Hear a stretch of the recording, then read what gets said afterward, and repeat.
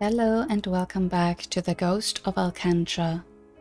We're going right back into the 1987 timeline. June 8th. I was on my way to meet with Alexandria. Earlier, I decided to make use of my time before the meeting to learn what I could about the investigation.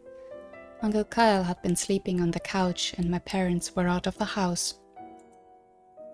I'm a good kid for the most part, but I'm not above a little rule-breaking. I casually walked into the room Uncle Kyle was staying in and rummaged around his briefcase to find some details on the suspects. Yeah, that is a step further from just eavesdropping, I'd say. I didn't understand most of the documents, but here's what I was able to find out. The Thorns were obviously the most suspicious. It looked like they were being treated as the most likely candidate to have Marina Raddick killed. The owner and bartender of a place called the Classy Jack, Delilah Loving Smith, was also under suspicion. She had had a public fight with Marina about the tourism proposal. Miss Loving Smith was a nice middle-aged lady, but she was also incredibly prideful and didn't back down from confrontation. She had been against the proposal and Marina had been for it. They had a pretty big spat about it. The next suspect was Beryl Johnson, not related to the Johnsons who ran the festival ice cream stall. Okay, that's confusing, but okay. She was an older woman deeply involved with local politics. She's the head of the faction against the tourism proposal. However, the reason she was a suspect was because her ex-husband had an affair with Marina Raddick many years ago. Her ex-husband left town shortly after. The last suspect was Vladimir Kashak, a retired professor in his 70s. I didn't know anything about the dude, but the profile cited that he and Marina both came here from Serbia. Apparently, Dr. Kashak had a massive crush on her when they were in Serbia, and when they reunited here, he took it as a sign of destiny. Marina didn't reciprocate his feelings. It looked like he was a weird dude. Uncle Kyle had a note that mentioned that he kept going on about her ghost and how it kept haunting him. I'm guessing the ghost referred to Marina Raddick.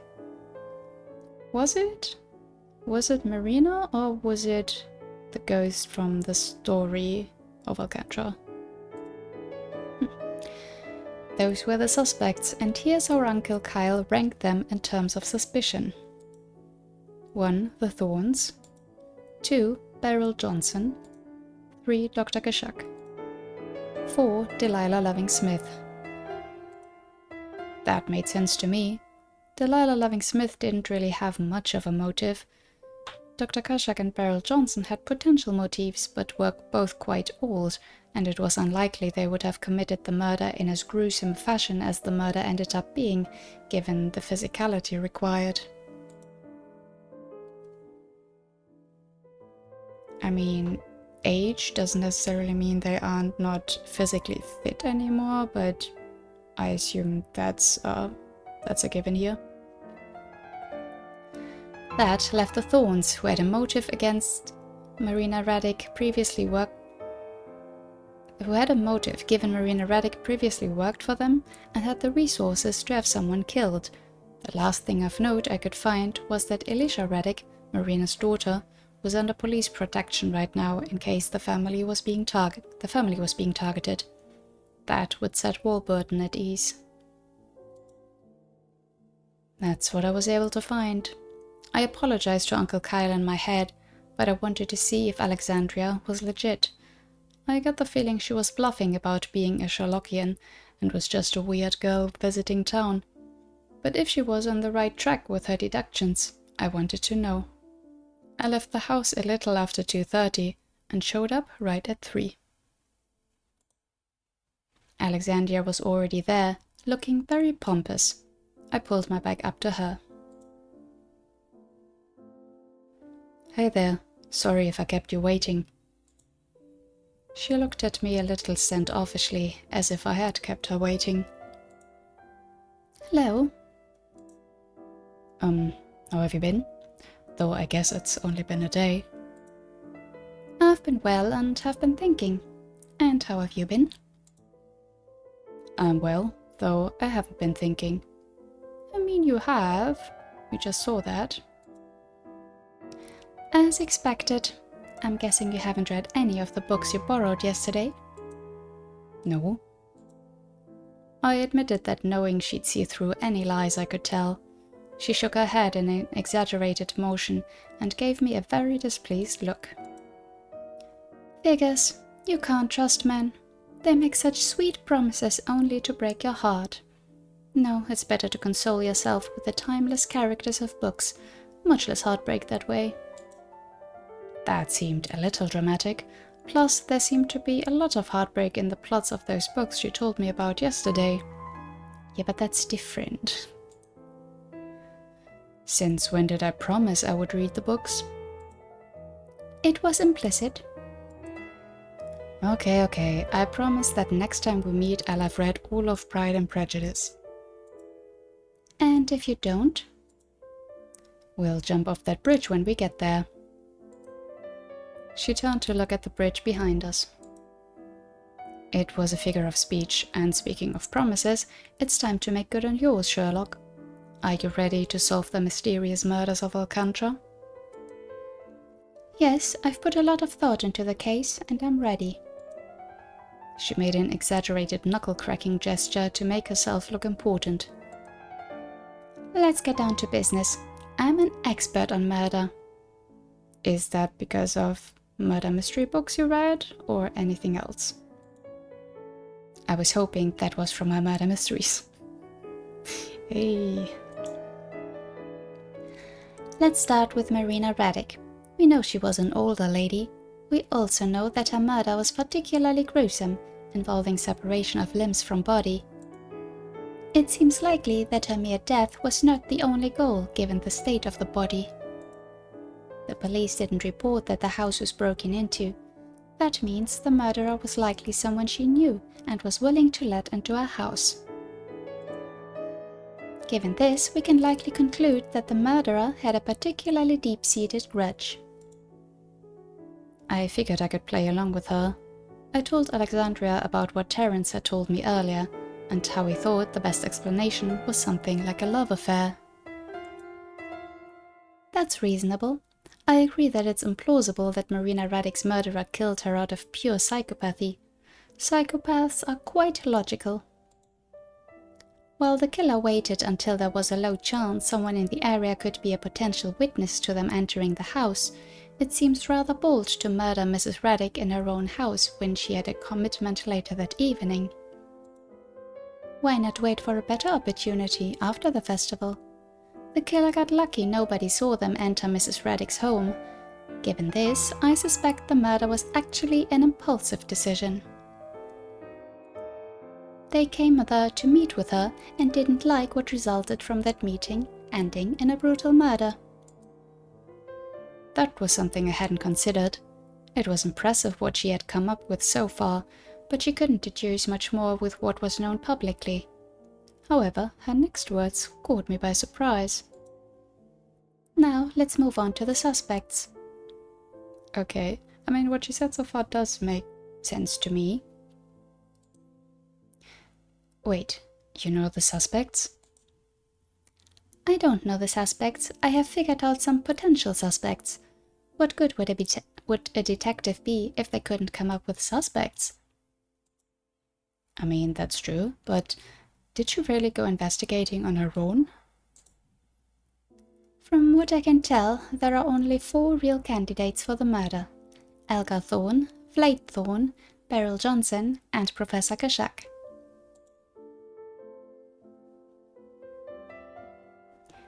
How do you know that? She gave me a mischievous smile. So, you do know some details of the investigation, as expected from a relative of the detective? Yeah, I do. I have overheard some stuff. But how do you know that? You said this is your first time in Alcantra, right? Yes, but I don't know what that has to do with anything. You couldn't even order a cup of coffee yesterday. Even if you are a great detective, there's no way you have the social skills to pull off an investigation in a town you're unfamiliar with. She raised an eyebrow at me. That's kind of mean, don't you think? Anyway, you don't need social skills to get information. Okay, how did you get your information then? Careful requesting and careful listening. That's not much of an answer. It wasn't much of a question. Are you going to let me continue? I was suspicious now. There was more to her than she let on. Was her behavior yesterday an act? And what was the purpose of the deal we made? Yeah, if she can find out stuff on her own like that, I just assumed that people were thinking she isn't much of a threat. She's unassuming, so she just listened in to people gossiping or something. But if she actually asked some people, not fallen on her head, that one. There's also one more suspect. Oh, you mean Delilah Loving-Smith? Yeah. I don't consider her a real suspect. A public fight in your restaurant isn't much of a motive for a murder, let alone the type of murder this was. How did you find out about that fight? I have my sources. And they are? They wish to remain anonymous. I scoffed. Of course they did. Additionally, I think we can rule out Dr. Kashak. He's too old and frail. It looks like she didn't know about the ghosts Dr. Kashak mentioned, so she wasn't omniscient. Omniscient? Beryl Johnson is more spry, but I doubt she did it as well. She's a simple character who wears her heart on her sleeve. She's in charge of the anti-tourism proposal faction and really cares about it. She wouldn't do something to risk her image right now. That just leaves Elga and Vlade Thorne, who were the most obvious candidates from the start. Wouldn't the Thornes care about their image as well? The Thornes care about their image, but unlike Beryl Johnson, they have the capability to hide their involvement. The Thornes are the only ones to really lose much with Marina being alive if she had info that could compromise the Thorne legacy gained from when she worked there. But why would they take such a dramatic route for killing her then? She worked for them. There's a good chance she had personal ties to them. She gave a triumphant smile. That lets us conclude quite a lot. The murderer is someone from the Thorne family who had a personal grudge with Marina Raddick related to information the Thorne family wants to keep secret. They went to visit her to find out what she knew. When they found out, they killed her. This isn't a murder mystery. This is an issue of whether a powerful family is powerful enough to keep their criminal activity under wraps. Her face darkened. The likely impulsiveness bothers me though. If it was the Thorne family, you'd think they wouldn't have done this during the daytime, and that seems so risky. The murder being impromptu based on what they found out from Marina is still the most likely scenario, but to kill her right then and there, that suggests someone from the family is pretty unhinged. She looked at me. I also suspect our killer isn't done yet. I hadn't even considered the possibility that there would be more murders. It was so bizarre for Alcantra to have any murderers running around, let alone a serial killer. I mean, one murder in itself is pretty unhinged, so I guess it's not too far-fetched to consider the possibility. That was a scary thought. Alcantra had been my home for all my life. I couldn't imagine it ever being somewhere dangerous to live. I mean, no matter where you are, if there was a murder and the killer wasn't caught yet, everyone should be kind of scared. Like, I get what was it the parents, like, I think his mother, said last time, oh, we're not going to like hole up at home because of this. I get that, but also I'd be scared. Why do you think they aren't done yet? This is just a feeling, but given the likelihood that the killer isn't, or should I say this, thinking all that clearly, I worry that they are aiming to settle all personal grudges related to whatever caused them to kill Marina. The Thorne family normally works with a clear modus operandi. They wouldn't resort to something drastic like this. I really hope you're wrong. So do I. So between Elgar, Vlad, or both, who do you think it is? I guess it'd have to be Elgar, since Vlad was born right around when Marina left, but he's kind of old. Do you think you really could have pulled that off? For precisely that reason, I don't think it's Elgar Thorne. Well, there's lots of people at the Thorne mansion. It doesn't necessarily have to be Elgar or Vlad. No, I know it's Vlad Thorne. You do? How do you know that? He was just born when she left. That'd make it kind of weird for him to have a personal grudge against her. She just shrugged. That feeling? I mean, it doesn't have to be. Even if it's not something that Vlad would have experienced personally, if it's something to do with his family or anyone there in their mansion or whatever, that could still be something personal to him. I rolled my eyes, but aside from that last statement, I was pretty impressed with her detective work. Pretty impressed, but pretty suspicious as well. There was much more to her than she let on. Well, you really lived up to your end of the bargain. But surely you have more than just a gut feeling to suspect Vlad. Alexandria's face darkened again, looking downright venomous. No, just a gut feeling. If there is an impulsive murderer among the Thorns, it's definitely Vlad. That's not very deductive. To my surprise, she smiled. Well, I can't be perfect on everything. She let out a big breath. That might have been the longest I've talked in my life. A Thorne family member, probably Vlad, visited Marina Raddick to find out what info she had about the Thorns from her time working for them, and killed her out of a personal grudge once they found out. She gave a silly little curtsy, and I gave her some applause. She looked very pleased with herself. I decided I could play along some more. If you're Sherlock, I guess that makes me Watson. I slumped my shoulders in defeat. Watson is supposed to be dumb, isn't he? Alexandria laughed. She leaned in a little bit toward me and said mischievously, "Don't worry, you make a wonderful Watson." I couldn't tell if that was an attempt to flirt or if she was just calling me dumb. I suppose the two weren't mutually exclusive. So, can I relay your deductions to Detective Rage? Or is this supposed to stay between us? Sure, go ahead. I hope it helps him with the investigation. Let him know that you learned all this from this charming and mysterious detective girl you met. But if he decides to act on anything, then he didn't learn it from me. You're really okay with me telling him about you?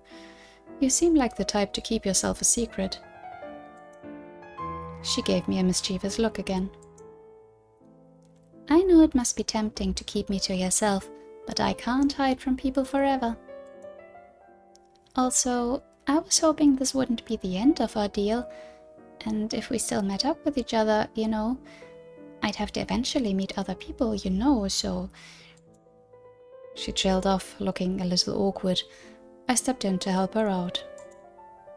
Of course, I always assumed this wasn't a one-time deal. I still have to take you to Walmart after all. You mean it? Sure do. Do you have lots of friends? Well, sort of. I have lots of friends, but it's summer break, so people are off doing different things. I have two very close friends I hang out with during the summer all the time. I took a look at her. She was trying to hide a smile now. You really are lonely, huh? Sure am. I thought that was kind of a pathetic thing to admit, but she seemed happy enough now. We made plans to meet up, in which I promised to take her to Walmart. We agreed that she would contribute to the mystery when she could between our town excursions. Before she headed out, I asked her a question. Hey, Alexandria, be honest with me. Am I your first friend? We're friends? Unless you don't want to be. No, I'd like to be friends. You just, caught me off guard. You know, non-princess types use that word very casually. Uh-huh. And yes. She gave me one last smile for the day. You are. She left with that. I didn't head home immediately. I stayed at the gazebo looking at the canal a little longer. I had things to wonder about. The murders were mysterious, but they aren't the only mysterious thing. Alexandria, you're mysterious too. And are you just a shy girl trying to make friends? Or is there something more to you? There were several things that didn't really add up. Obviously, there was the fact that she wouldn't tell me about her personal situation, but what made me the most suspicious was that someone who was supposedly new to the area and didn't have any connections knew so much about the suspects in the case. It seemed like she knew even more than I did, and I've lived here my entire life, plus had access to investigation files. So how did she learn what she knew? There was also a strange certainty about some of her deductions. There was the insistence that Mrs. Raddick's murderer killed her impulsively. It was possible, but I don't know how you could really determine that. Additionally, why was she so certain the murderer was Vlad? It seemed like if one of the Thorns did it, it would more likely be Elgar, given he's much closer to Marina's age and much more likely to have personal ties to her. It seemed to me that Alexandria had concluded that Vlad was the murderer and built her deductions around that. To her credit, her story fit reality pretty well. I wouldn't be surprised if she was right. There was something a little creepy about that. She proposed this deal to me. I thought it was to make friends. I wanted that to be true, but I had my doubts now. What if there was something she was hoping to achieve from this? But I just couldn't think of anything she'd gain from this deal if that was the case. Unless there's more than a gut feeling she has about Vlad. If she knows something and she's trying to really push the investigation to consider him prime suspect. Maybe she has something to gain from that. I let out a big sigh. You really are a mystery, Alexandria. June 6th, 1997. Let's see what's going on here.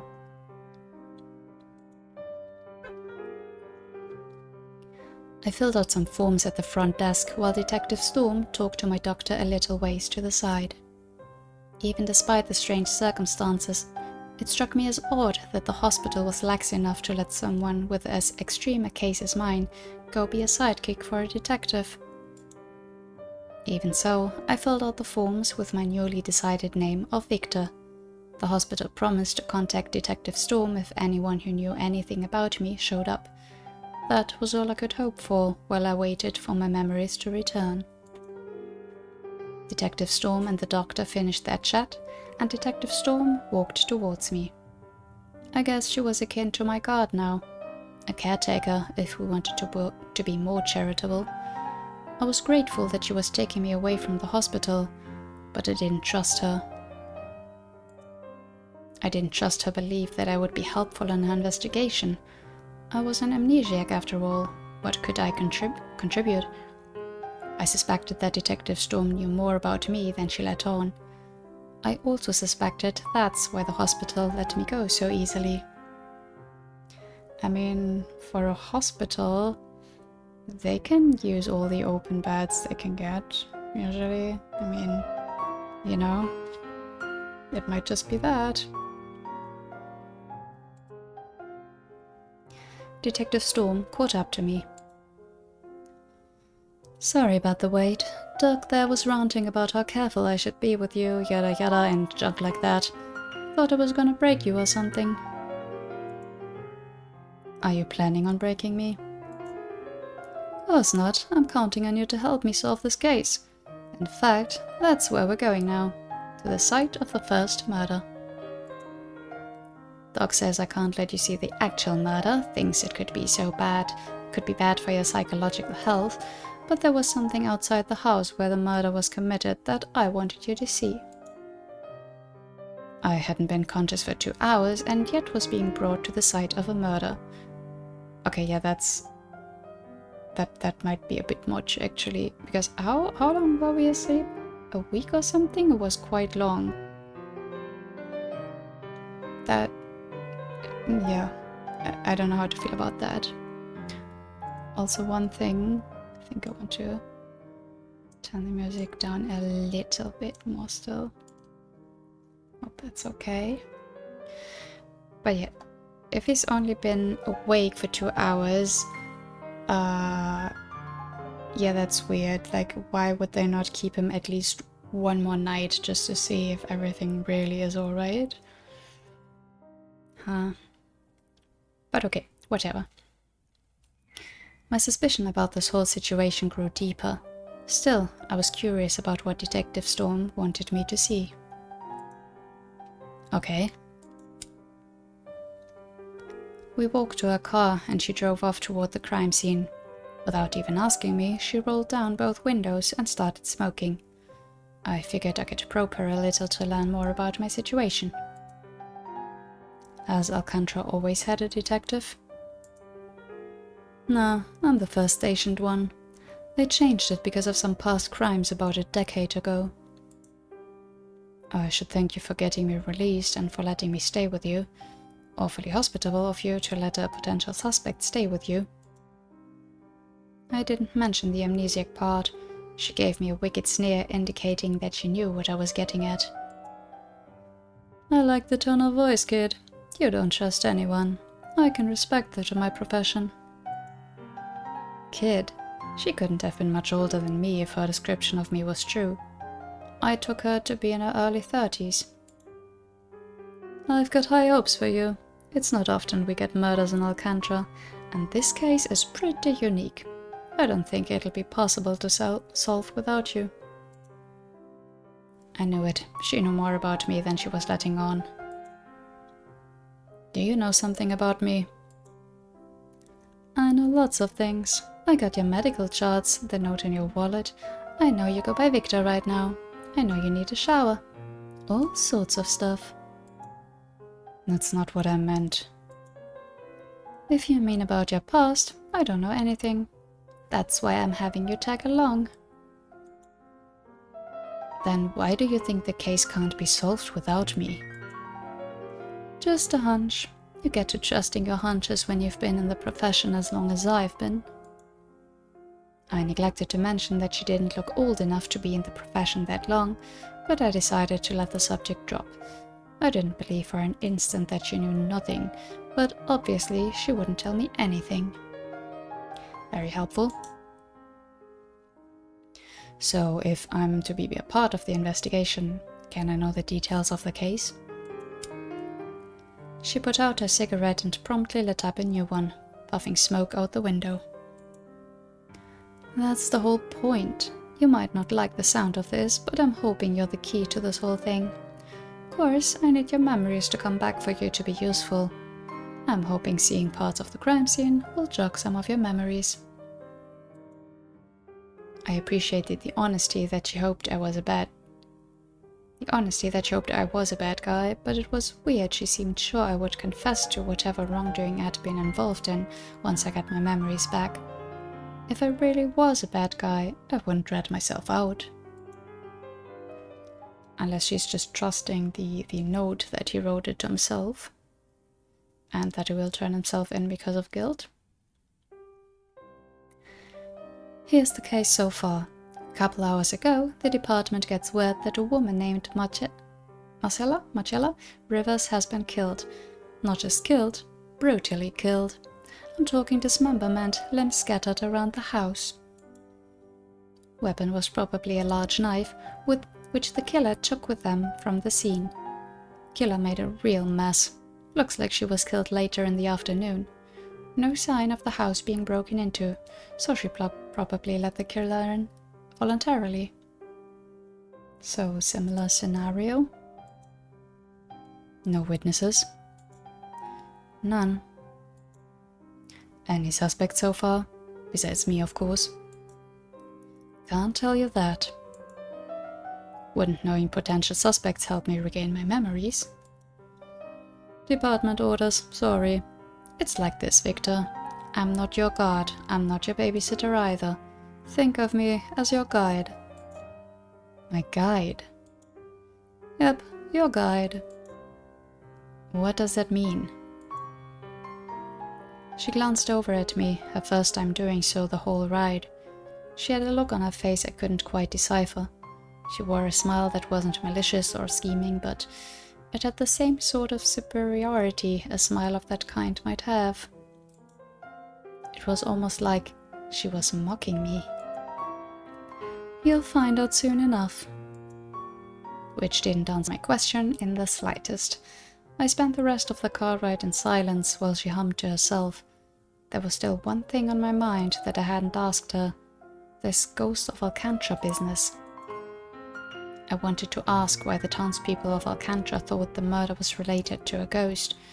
I don't know if the previous me believed in ghost stories, but I certainly didn't. Interesting. We arrived at a mundane, middle-class neighborhood, and Detective Storm pulled up to a house near the end of the road. Multiple police cars were already present at the scene. In front of the house, despite the area being taped off, a large crowd had already gathered. Just like I thought the hospital to be greatly irresponsible for releasing me, I thought the same for the police here.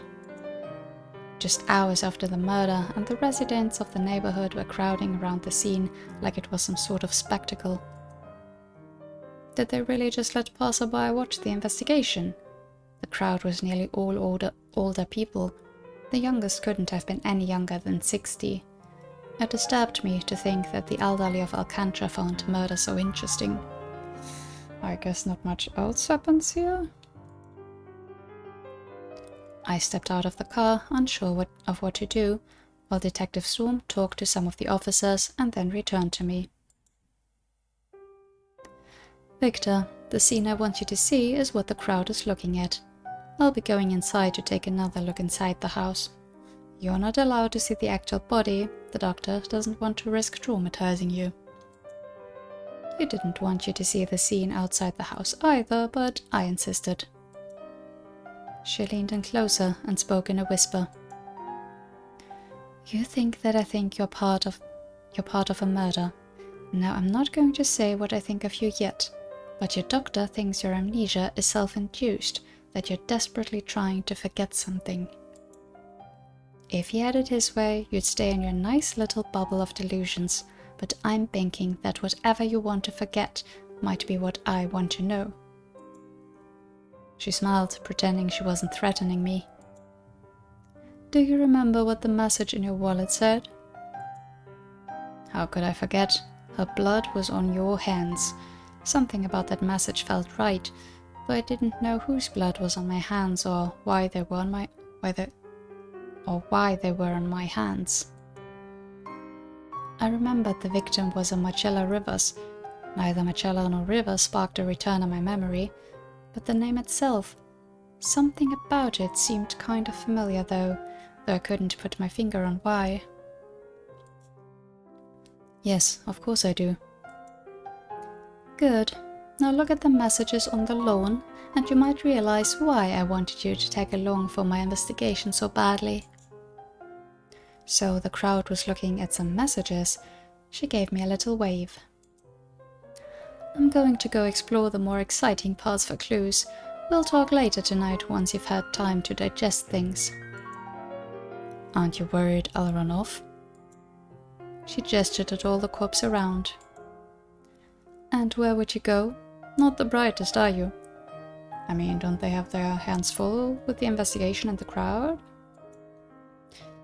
With a laugh to herself, she crossed over the tape and headed inside to the house where the body, or parts of the body I should say, would be located. I made my way through the crowd to see what had been written on the lawn. People made way like I was diseased, looks of disgust and suspicion plastered on their faces. Did I really look that bad? Perhaps I looked suspicious getting out of the car with the detective. I did my best to ignore the looks and read what was written on the lawn. Okay, last minute guesses. Is it gonna be the same that was on the note or the same handwriting or something? It would have been hard to miss. 2 sentences that looked like they were written in blood said this. Remember what you've done. This is your fault.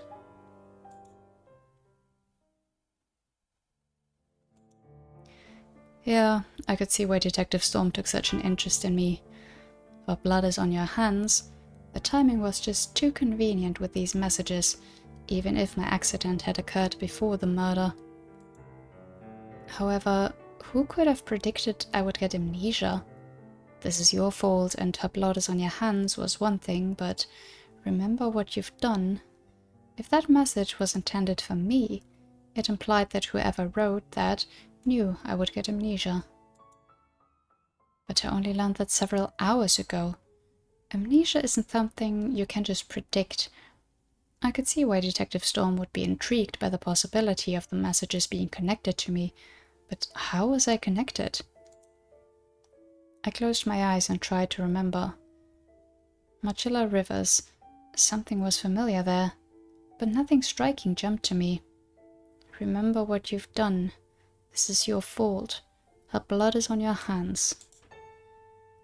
They were all too vague to bring back any memories for me. I was still as empty inside as I had been when I woke up. Seeing the scene hadn't awoken any memories, but it deepened a feeling within me. If I was to learn who I was, I would be greatly unhappy for doing so. I opened my eyes and turned around to head back into the car. The messages had rattled me a little, but nothing too major. Like when I had read the note, it just felt right. Not comfortable, but correct. Lost in my thoughts, I was startled when I saw the other members of the crowd. I hadn't realized, but they were staring at me. Pairs of judgmental eyes looking at me, as if they knew who I was and what I did, even if I didn't. They're staring at me. Staring at me. Me. Stop. Stop staring at me. I looked over at the cops who continued to chat amongst themselves. I turned back towards the crowd, who continued to stare directly at me. I couldn't ignore this. I walked up to a lady in front of me. Good, I was about to say, just ask what the whatever, like maybe we can actually learn something from this. Or they're just rude, who knows. Excuse me, ma'am, is something wrong? She glared at me, a wrathful fire in her eyes. May the Ghost of Alcantra curse you. The Ghost of Alcantra. I had been warned that the townspeople thought the murder had been for a ghost, but what did that have to do with me? Did all these people know something I didn't? Was I a known criminal? Why wouldn't Detective Storm tell me anything then? Why wouldn't she just arrest me on the spot, memory loss or not? The older lady marched off. My stomach starting to turn itself into knots, I turned to an older gentleman who was behind her. The rest of the crowd continued staring at me. Excuse me, sir, do you know something about me? What's this about the Ghost of Alcantra?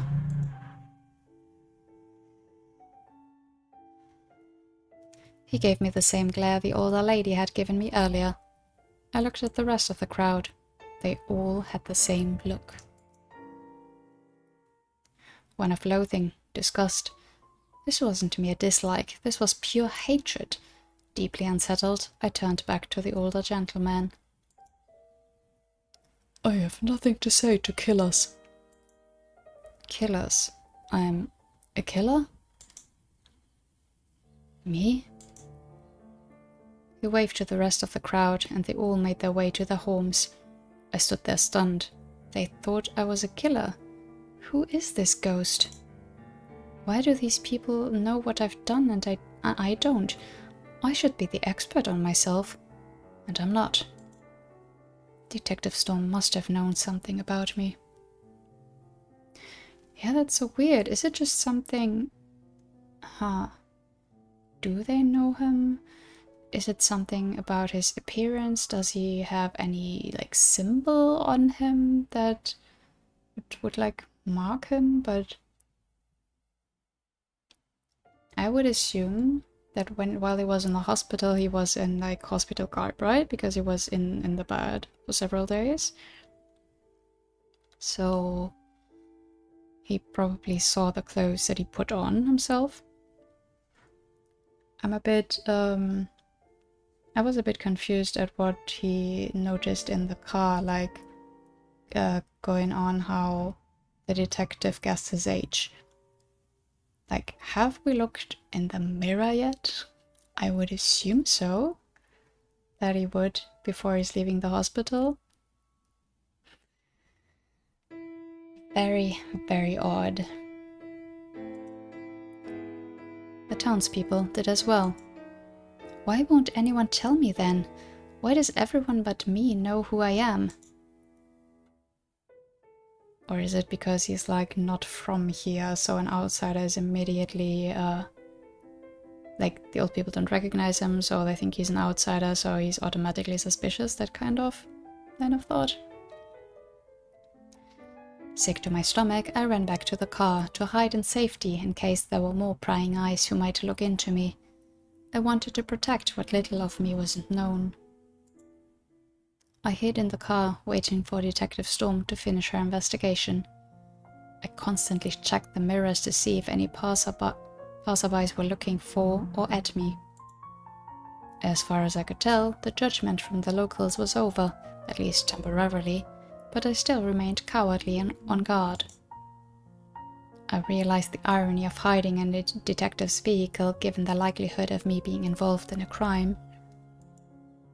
Maybe it would have been better if Detective Storm had arrested me when I regained consciousness. Prison didn't sound so bad right now.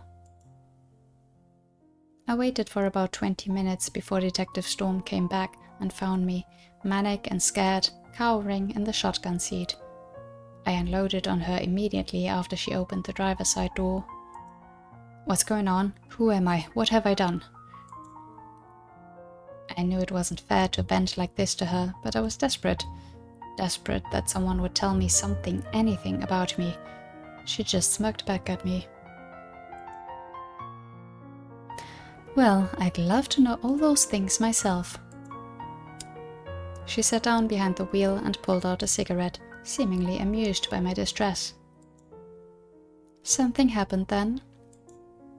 Holding back my fury at her nonchalance, I explained how the crowd had treated me. I barely said anything about the messages that were spray-painted on the lawn. The vagueness of the messages on the ground paled in comparison to the effect of the direct attack I had received afterwards. After finishing my tirade, I realized that I was being unfair to Detective Storm. She had enough on her plate, she didn't need to be my emotional babysitter too. I mean, kind of comes with a job in this case. She took on responsibility for you. I'm sorry, I was scared. To my surprise, she smiled at me. Not the condescending smirk she had already shown me, but a genuine one. Of course you were scared. Who wouldn't be? Now, I ain't a doctor, but I imagine being an amnesiac like yourself can't be easy. I know I'm asking a lot out of you for help in this case, but I want you to know that I'm here to help you out. Embarrassed, she went back to puffing her cigarette. Can't have our chief hope of solving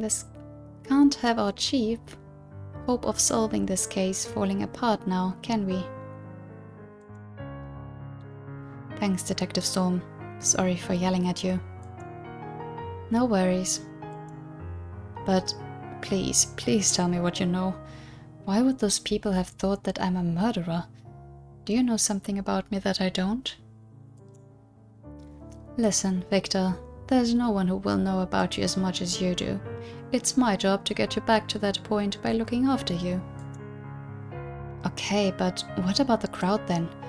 Why do they think I'm a murderer? Don't worry about that so much. Alcantra is a small town that likes ghost stories. The people here are suspicious. They probably saw you in my car and made assumptions about you being a suspect. She threw her cigarette out the window and picked up a new one. Man, how many packs are you going through in a day? Which isn't entirely off base. You are a suspect of some kind. People would really jump to that conclusion just because I was in your car. If I was a murderer, you wouldn't be letting me run around freely like you just did. Yeah, like you would be in the back of the car at least. Like I said, the people here are suspicious types who gossip. Probably decided to link the murder to the outsider. People don't trust outsiders here. Ha, I said that.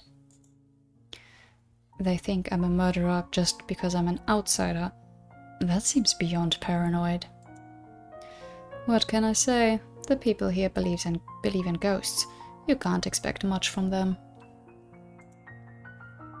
What is with the Ghost of Alcantra stuff anyway? Is Alcantra known for ghost stories? Don't ask me, I'm a detective. I'm not in the business of following supernatural leads. There is a town storyteller who can tell you about the story of the Ghost of Alcantra. I'll tell you about her later tonight. First, we should head over to my place and get you some food. Hopefully that'll calm you down some. That sounded like a good idea. I had judged Detective Storm too early. She had a kinder side to her too. I mean, you also just aren't of any use to her if you're just panicking and starving, so... She drove us to her home, which was located in what must have been a wealthier part of the town.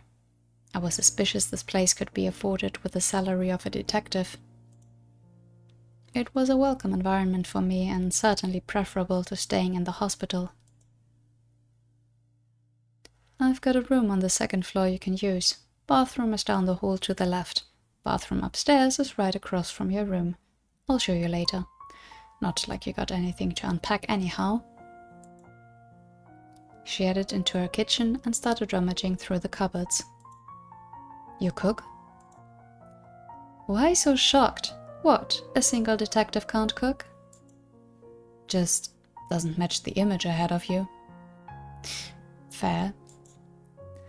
Well, you'll find out that gals who have to take care of themselves are a lot more capable than you might think.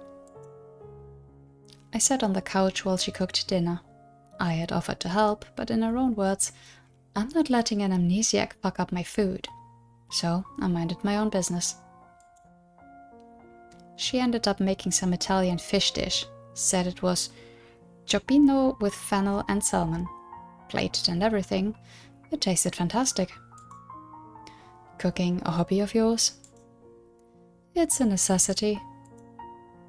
After we ate, she looked at me expectantly. So, what do you want to ask me? A lot of things, but I figured you wouldn't tell me what I really wanted to know. It was worth a shot, though. Did the hospital really let me go so easily? Define easily. I had to make the case that I needed you for my investigation. Releasing someone who had just woken up with amnesia seems neglectful. Agreed. Not that I'm not grateful, it just seems kind of weird. Well, unique circumstances. Murders don't happen here very often. I probably wouldn't have gotten away with it if your case wasn't so weird and that note wasn't in your ID. as there was nobody claiming any relation to you, they were just as glad for me to take you off their hands. I don't know if that reassured me or made me feel worse. So, who is this person that can tell me about the Ghost of Alcantra? Like Detective Storm, I didn't believe in this Ghost of Alcantra, but given that the townspeople here were so adamant about the recent phenomenon being related to the supernatural, I thought it would be useful to learn about. Perhaps it would even help me remember things. Yeah, I mean, anything helps, right? Her name is Elaine Weatherton. She's a weird bird, but she knows her stuff. I'll give you a map to her place tomorrow. She can tell you about the town legends. She knows everything about Alcantra. It was nice to get a straight answer for once. Last thing, do you think there's any connection between what was spray painted on the lawn and the message in my wallet? What do you think? It's suspicious, but I think there's a pretty good chance it's a coincidence. If it was targeted at me, whoever made those messages would have known I was going to forget things, and that's crazy. Can't say I agree. I think they're definitely connected. And why is that? Just a hunch. A hunch that makes me think you're the key to solving this whole thing. That hunch of hers again. Just when I thought I could get her to talk to me. She had been extremely pleasant throughout the whole evening, but I had to remind myself that her kindness was conditional on my helpfulness. She had called herself my guide, but really I was the one she wanted to be a guide to the answers she wanted. In a sense, we wanted the same thing out of me. I looked out the window, noticing it was dark out. Even from the house, you could see the glow from the moon illuminate her neighborhood. There was something comforting about that moonlight. It drew me in like a moth to the flame. I'm guessing you wouldn't let me go for a walk, being a suspect and all. She waved towards the door. Be my guest. Really? She gave me one of her mocking smirks. Oh sure, I'm not worried. She got up from the table. You can't leave anyway. She left me there to decipher what she meant. It was true I didn't have any place to go. Still, nothing was stopping me from just running away. So, what did she mean by that? Whatever, I shouldn't take everything she said so seriously. I wanted to go for a walk, and I wasn't going to let her words throw me off. I knew I liked the night. The idea of the moon, the stars, and the quiet ambience spoke to me. Feel that? I got up from the table and walked out. The effect was immediate. The night air wasn't just comforting, it was therapeutic. For the first time since I woke up, I relaxed. It had been a long day. Not everyone wakes up a suspected criminal amnesiac. I let the clear light of the moon alleviate my tension. It was nostalgic. It made me envious of memories I couldn't remember. The person I was must have made some pretty special memories under the night sky. Maybe the return of those good memories would make the return of the inevitable bad ones worth it. As I walked, I tried to process what had happened to me today. The adjective I think that was the most fitting for today was weird. Right, weird was the word. Today wasn't scary as much as it was strange. Things were bizarre when my amnesia was probably the most explainable part of the day. There was the message in my wallet. Nothing about that made sense. What was there to be gained by leaving me that message? It didn't even make sense if I left the message for myself.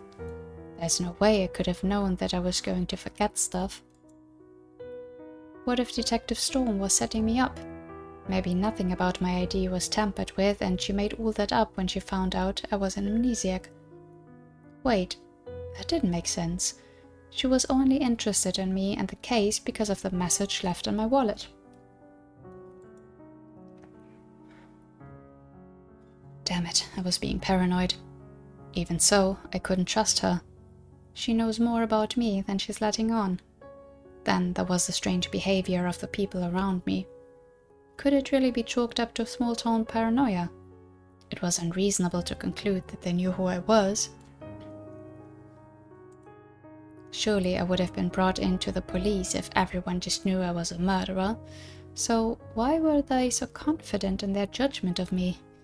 Even with Detective Storm's explanation, I couldn't imagine any group of people to behave like that. I hear you, but sadly I can. People want to find a scapegoat. All throughout history that's been a thing. So it's not so far-fetched. But there might be something else about it as well, of course. Lastly, there was me. I had some recollections. I felt guilty and sorrowful when I woke up. That's why I knew I must be involved in some wrongdoing of some kind. The messages today didn't surprise me. In fact, they felt right. So what can we say about me? That I'm probably a bad guy who thinks he deserves some sort of punishment, who is extremely untrustworthy and really likes the night. I looked up at the moon, a lone figure shining amid nothing. The loneliness of the moon was inspiring. The stars that seemed so close and shone so bright were actually billions of miles away. The Earth that was so close was so unlike the moon, inhabited and full, while the moon remained just a rock. During the day, the moon was overshadowed, hidden away by the sun's radiance, and when it was the moon's time to shine, nobody was around to see it. Yet the moon shone anyway. And me, I was going to have to be like the moon. If I was a wrongdoer, I will face that. If I had been a good person, I will embrace that. Whoever's blood was on my hands, I will accept that. Whoever was trying to use me, I will raise above them. I was a victor, currently a fake pretending to be somebody, but eventually I would become who I was meant to be. I was going to think of things like this. Today, my journey to accept me had begun. From the strength of the moon, I found the strength to go on. Who was I? I have no idea. Who am I? Someone who just found their resolve. Who will I be? Well, let's find out. I had a thought. He chose the name Victor because he said something with V sounded reminded him of something. I think the only name so far we had with V was Blade and the doctor of Vladimir, but he was old already back then, so that doesn't make any sense. But especially if it's all the people that were calling him a murderer, but not saying, but not being very specific and recognizing him, it couldn't be Blade, because Blade was well known 10 years ago. So I guess that's not it.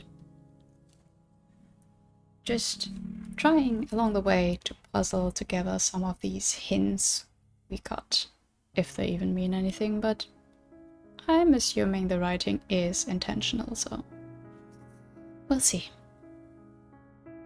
I made my way back towards Detective Storm's home. She had told me I couldn't run. She was right. I couldn't run away from myself, and I wasn't going to. I returned to the house, and Detective Storm showed me to my room. If she noticed anything different in my demeanor, she didn't say anything. Exhausted but determined, I went to bed. Then, as if to unravel all the confidence I had just found, as if to laugh at my newfound resolve, the nightmare came.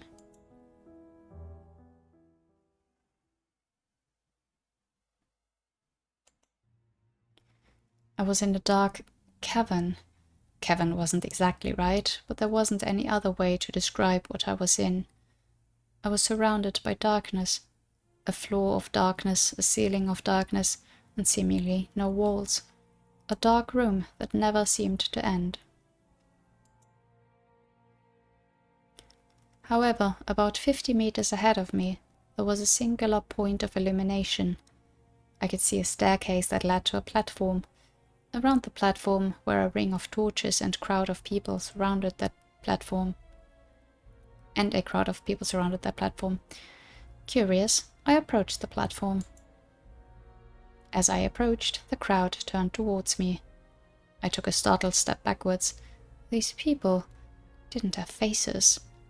They were otherwise normal builds, skin colors, hair colors, and hairstyles, but no faces. No eyes, mouth, or nose, just plain skin. They made a path for me like they had been waiting for me.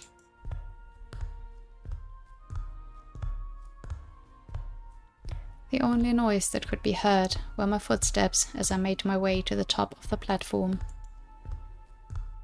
At the top was a table, but not an ordinary one.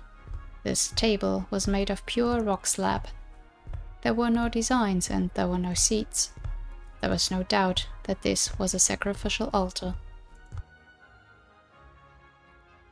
A woman was lying on the platform. She had a smaller build and wore a purple nightgown.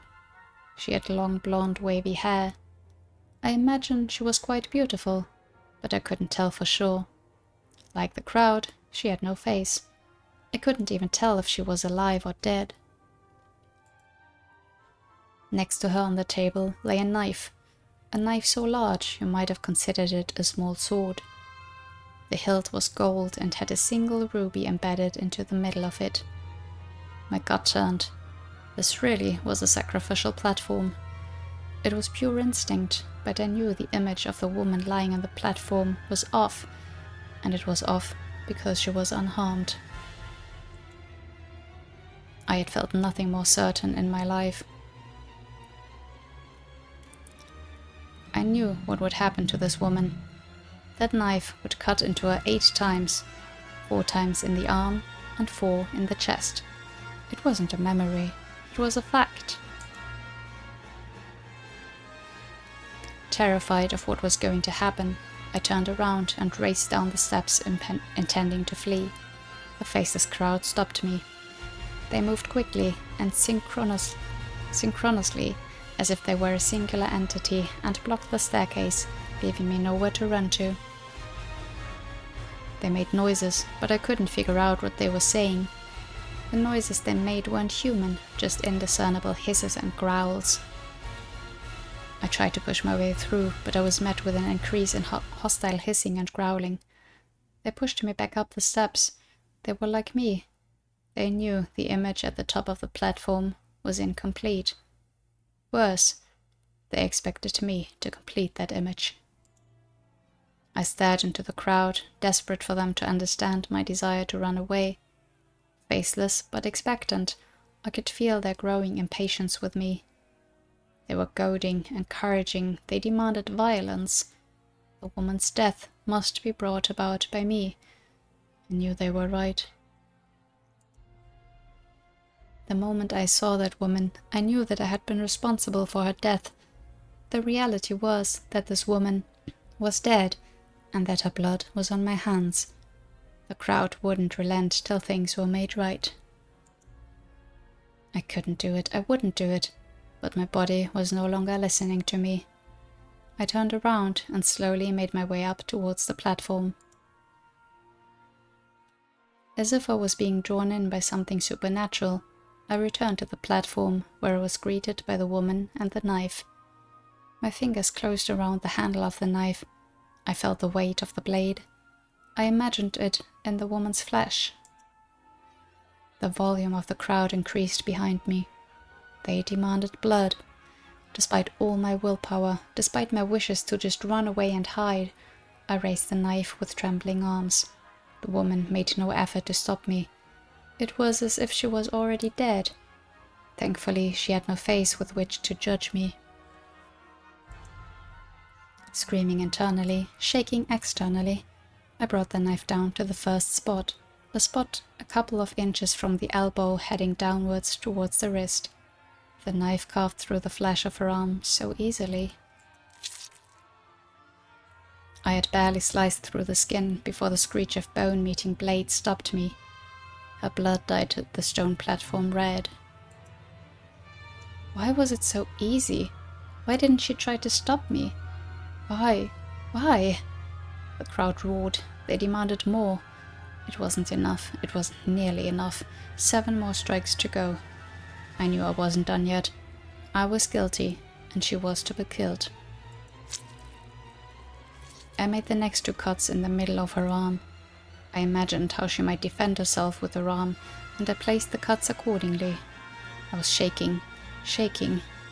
The knife got heavier and heavier, but as it got heavier, it got easier to cut her. I felt the beginnings of moisture form around my eyes. I didn't want to do this. Anything but this. She didn't deserve this. Anything but this. But I couldn't stop. I had no other choice. This was simply how things were. Against my wishes, my trembling arm raised the knife again. The crowd behind me yelled for more, rising closer and closer to a fever pitch. Their voices seemed to grow more and more understandable. I could start to hear what they were saying. Kill her, kill her, more, more, more. I brought the knife down once more, this time right below the wrist.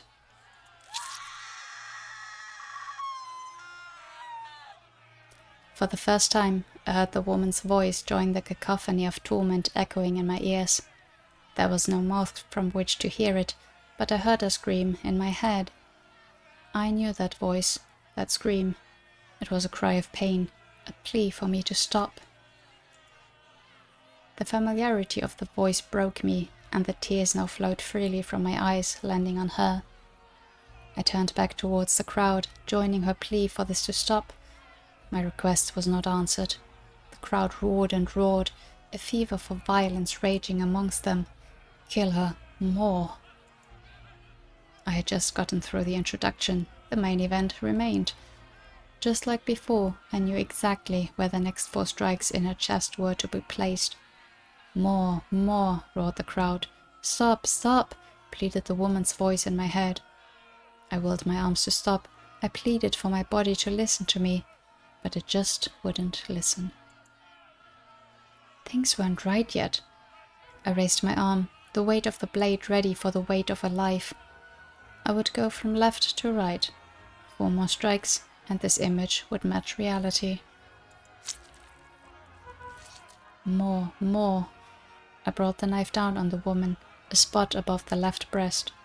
Her flesh barely resisted the steel, but there was so much blood.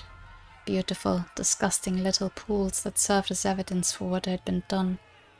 The knife, shining a vivid red now, tore her apart as her screams tore me apart. An eruption of approval broke out from the crowd behind me. Yes, this was what was right. She was to die. I was to be a murderer. More, more.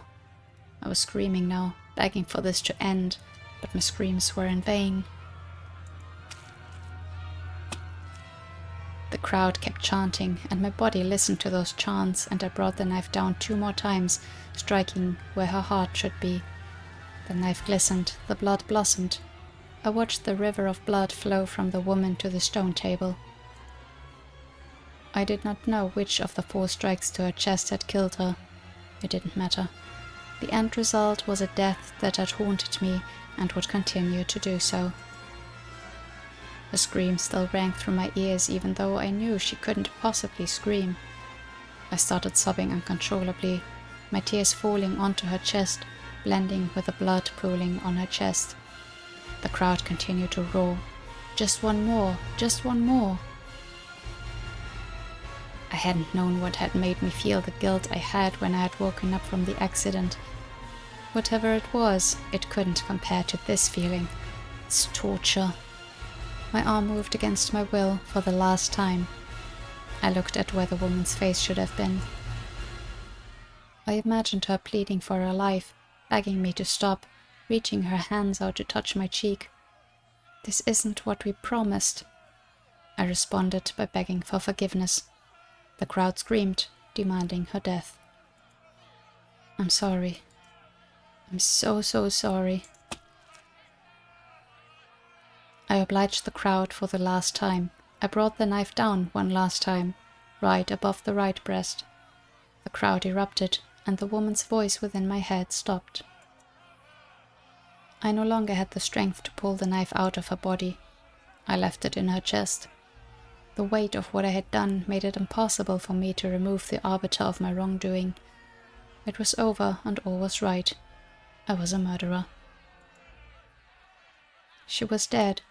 Her broken body lay on the platform, my spirit broken from having killed her. I looked towards the crowd, and they were applauding.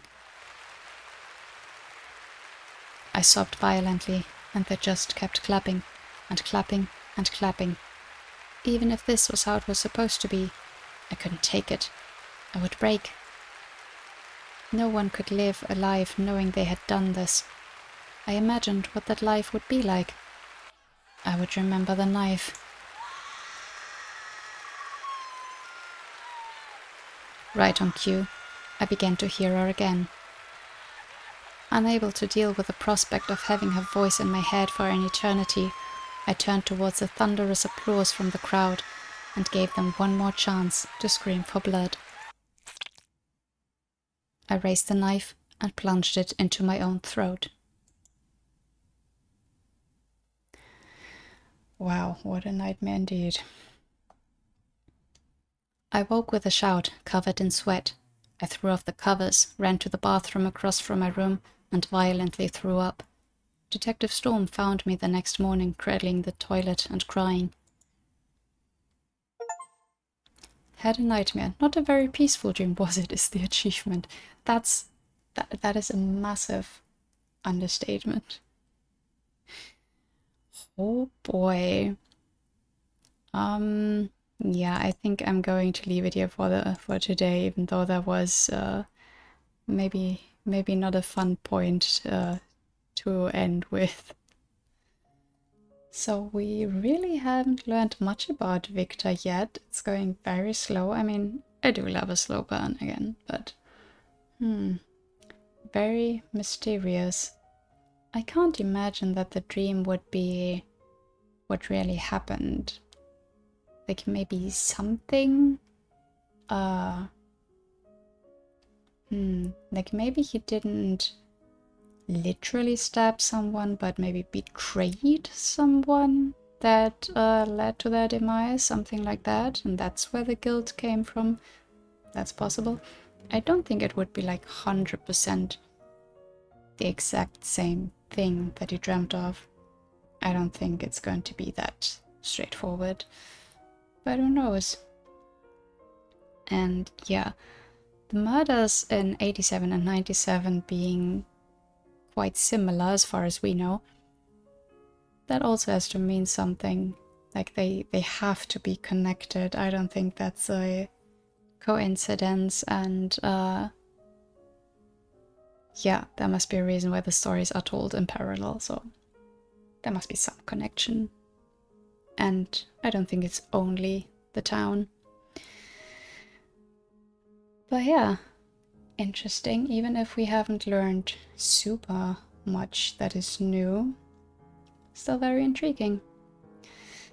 But yeah, that's it from me for today. As always, I'd appreciate if you let me know your thoughts in the comments. Thank you so much for watching, and until next time, bye bye.